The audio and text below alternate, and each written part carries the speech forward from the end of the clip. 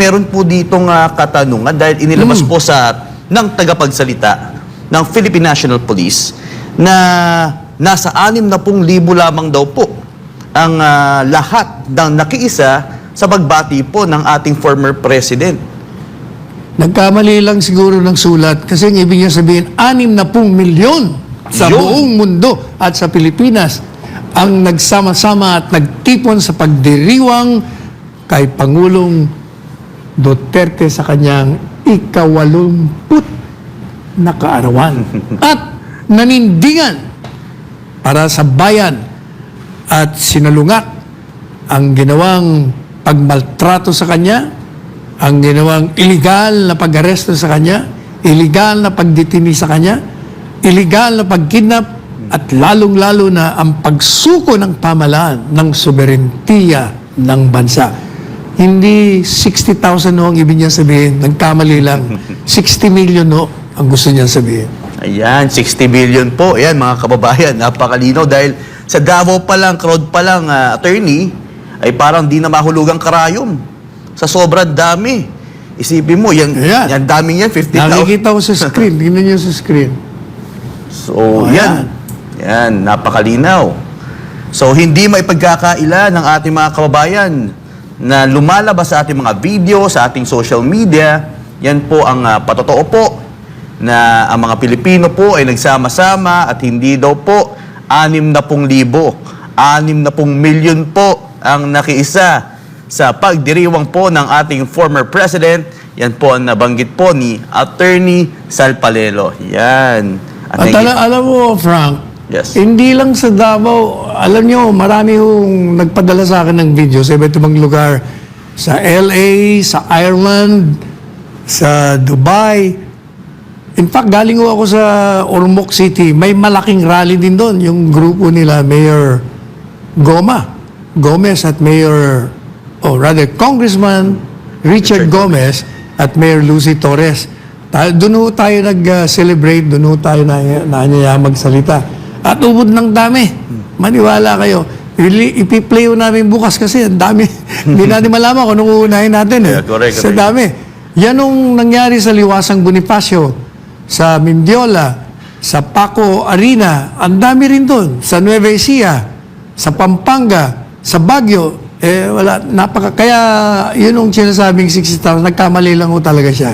Ang ibig niya talaga sabihin, 60 million Filipinos all over the world yan, all over the world. Correct. Kasi, attorney, every city pa lang halos maraming syudad, ang talaga naman nag-conduct sila ng kanilang mga rallies. At every syudad is libo-libo. 2,000 mahigit. Ilang city ang mayroon sa Pilipinas? Idadagdag mo pa sa iba't ibang bansa. Kaya nabanatan sila ni Bubi Tiglao sa kanyang kolong kanina. Dahil itong dalawang dyaryo, yung Inquirer sa Philippine Star, sa halip na headline, ibang hinheadline nila. At parang pareho pa daw mga sinasabi tungkol sa US yata kung saan yun. Pero inignore nila yung milyong-milyong Pilipino na nagdiwang at nanindigan sa buong mundo. Buong mundo. Sabi ko nga doon sa rally sa Ormoc, never in the history of this country that a president has that kind of following and celebration of his birthday. Wala, tingnan nyo, magmula pa sa Quezon, lahat. Sino pa ba? Osmeña, ano pa? Quirino, Magsaysay, Macapagal, Marcos, Aquino, sino pa? Estrada, Ramos, Cory, lahat yan. Wala. Kahit na birthday ng ating Pangulo ngayon, meron bang ganun? Wala. Duterte lang yun, si Duterte. Bakit? Sapagkat tumalab talaga sa isipan at sa puso ng mga Pilipino ang mga legasiyang mga itinayo niya. Ang lahat ng mga ginawa niya talagang napamahal siya. Kaya nung ikinulong siya, naglabasan lahat. Kaya hindi tayo magtataka kung siya'y tatanghalin bagong bayani ng mga listahan ng mga bayani dito sa ating bansa. Correct, attorney. At nakikita nga natin, patuloy po natin ipiniplay ang hindi mapasinungalingang video footages ng pakikisa ng mamamayang Pilipino sa iba't ibang sulok ng mundo. At dito po, attorney, may kita rin po natin ang nangyaring candlelighting. At hindi lang po yan, attorney, dahil sa kabila po ng ulan at kung ano-ano pa man ang kanilang sinapit, ay hindi po sila umalis. Ito yung nagpapakita, yan. Kahit nabasa po sila sa ulan, kahit malamig, ay talaga naman po sila yung nag-sacrifice. Saan lugar yung umuulan na yan? Yan, Pagadian. attorney. Pagadian pala yan sa... congratulations, Mayor Sammy Uy. Ang galing mo. Tama yung pangako mo sa akin, ha? Magaling. Pati si Konsyal Allen, kahit na kalaban sa politika, sumama dyan. Magkakalaban sila, ha? Yun ang sinasabi ko, na whether you're pro-Duterte or anti-Duterte, you have to unite as one Filipino nation. Kasi, yung sovereignty na ang nakataya dito, isinusuko eh. Kaya, pati tayo isinusuko, hindi lamang si Pangulong Duterte sinusuko nito. Ang buong sovereignty natin. Kaya taon nyo, dyan sa Pagadian, magkakalaban niya sa politika, pero nagsama-sama sila. Napag-unite talaga, attorney. Ibang level talaga ang ginagawa ng ating former president sa mamamayang Pilipino. At meron din po dito ang katanungan, Attorney Sal. Ito po, kasunod ng 60,000 umano. Ito po, Attorney Sal, anong masasabi sa pagtaas ng survey ni VP Sara at pagbaba naman ng trust rating ni Bongbong Marcos? Mula sa dating 23%, bumagsak pa sa pinakamababang 14% ang trust rating kay Pangulong Ferdinand Bongbong Marcos Jr. Habang sumirit naman sa 63% ang distrust rating sa kanya, batay sa pinakahuling pahayag ng 2025 first quarter survey ng Publicus Asia. Samantala, si Vice President Sara Duterte na nakitaan ng pag-akyat ng trust rating na mula sa dating 31% ay naging 39% sa pinakahuling survey. Ano po masasabi niyo po dito, Attorney Sal? Yan pong ginawang survey ng Publicus, kung saan ay bumagsak ang rating ng Pangulong Marcos Jr. at lumipad naman, paakyat ang rating ng BP Inday Sara, ay hindi na katakataka at inaasahan. Sapagkat yan po, mawalang galang na sa ating kaibigang presidente, that is a handwriting on the wall. Yan po ay nagpapakita na kung hindi po talaga magbago ang inyong mga pamamaraan sa pamamalakad ng ating bansa, maniwala kayo, mauulit ang nangyari sa ating kasaysayan na nakalulungkot, na ayaw nating mangyari, pero mukhang mangyayari pag hindi kayo nagbago, ang pangatlong pag-aalsa ng taong bayan. Sapagat alam po ninyo kasi hindi talaga may iwasan eh. Ang pamahalaan ay nilikha ng taong bayan upang ito'y magbigay sa kanila ng proteksyon at manilbihan sa kanila. Kaya naglukluk sila ng mga kinatawan nila dyan.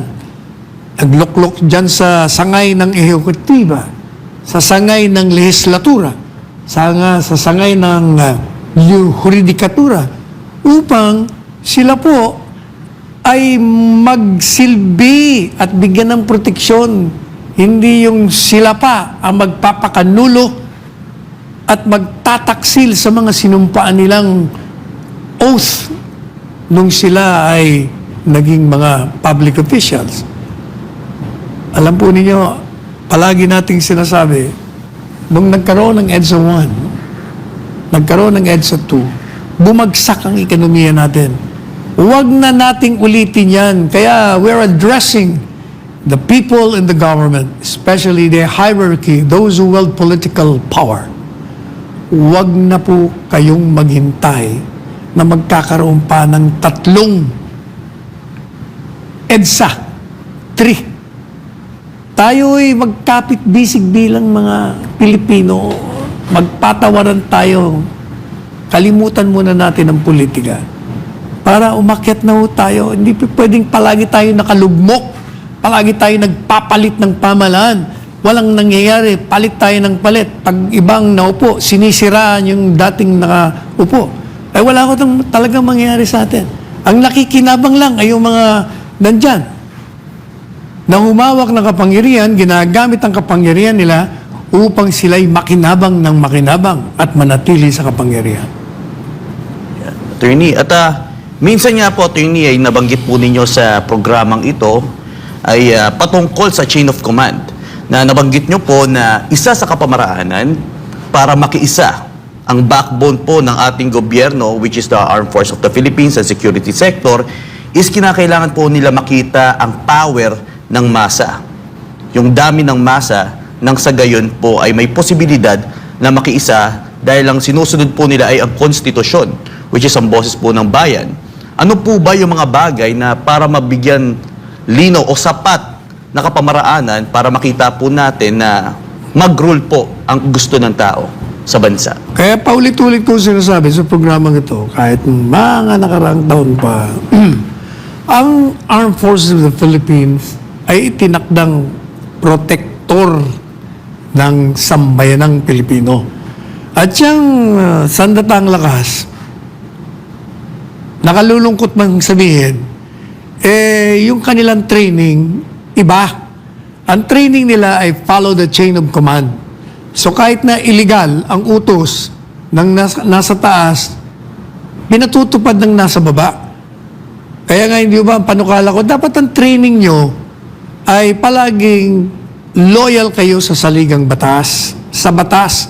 At pag ang nakatata sa inyo ay nag-order ng isang illegal na order, sa halip na patuparin nyo yun doon sa pinahuhuli niya, ang hulihin nyo, ang ikalaboso nyo, ibilanggo nyo, isakdal nyo, ay yung nag-utos.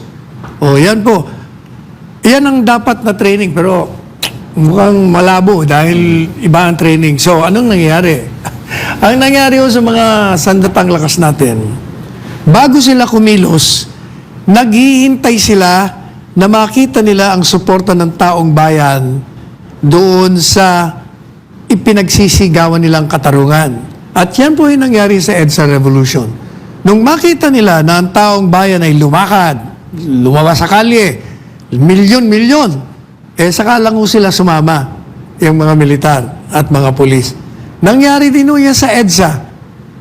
Nag-withdraw ng support nung makita nila ang taong bayan na roon. Kaya hindi yung malayo na pag ang mga tao ay lumabas sa kalye at nagsimula na nga lumabas, mapayapa. At pag nakita ng sandatang lakas, may problema talaga ang nakaupo. Kasi sabihin na, teka, mukha yata hindi na kayo sinusuportahan ng taong bayan. Kami yung mga protektor ng bansa. Paano po yan? Yan ang mangyayari dyan. Sana hindi ba karating sa puntong yan.